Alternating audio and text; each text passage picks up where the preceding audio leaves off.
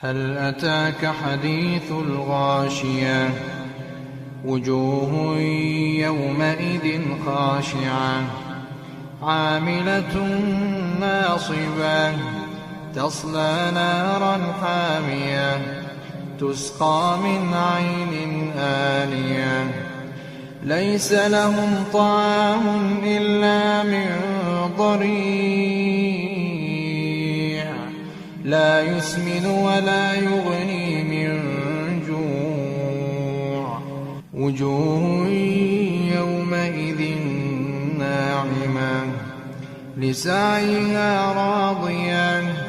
في جنة عالية لا تسمع فيها لاغية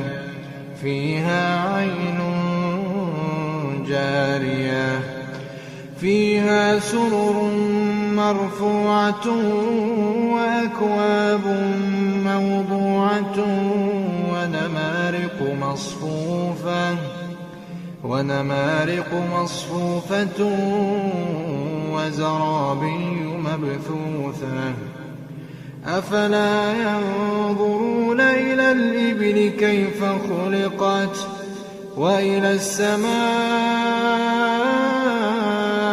كيف رفعت